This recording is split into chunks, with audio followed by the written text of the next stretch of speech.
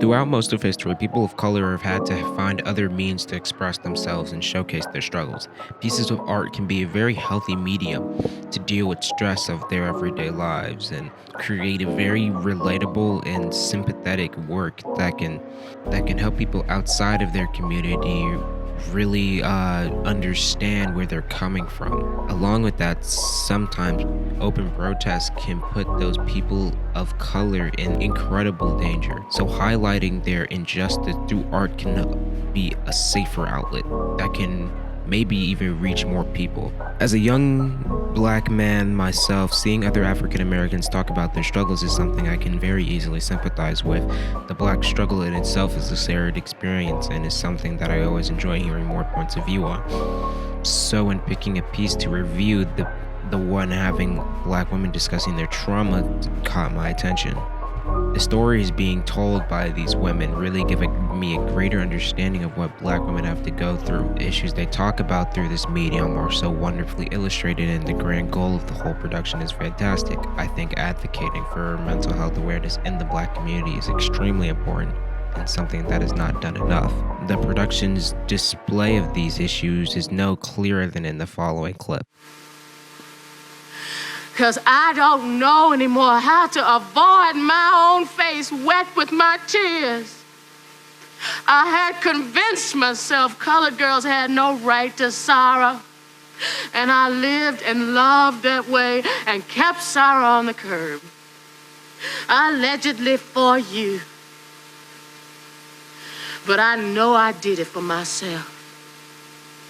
I couldn't stand it. I couldn't stand being sorry and colored at the same time. It's so redundant in the modern world. This is why I think observing this production in video form is the best way to do so. I can talk about the clip and show you exactly what I'm talking about as we are discussing it.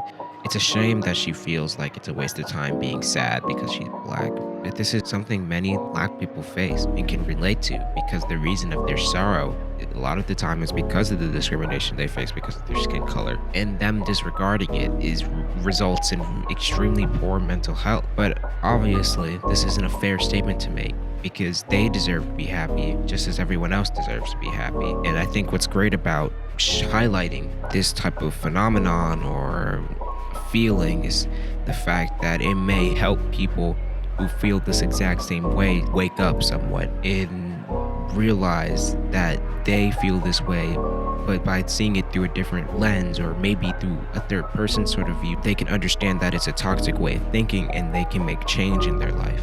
I think that's the whole point of the piece, to help black women realize that what they're facing and how they feel isn't something they should be ashamed of, and something that a lot of people go through so they can reach out and help. I think that's why many people of color create these types of works and art, so that they can cope with how they feel about everything they face and have to go through on a regular basis. I think that by creating these artworks, they not only create a mental safe haven where others can see their struggles and relate and feel somewhat comfortable with themselves in their own skin. That's why people of color pursue social justice through art and pieces, because it gives them a way to allow others to sympathize and feel comfortable with what they go through while not putting themselves in very direct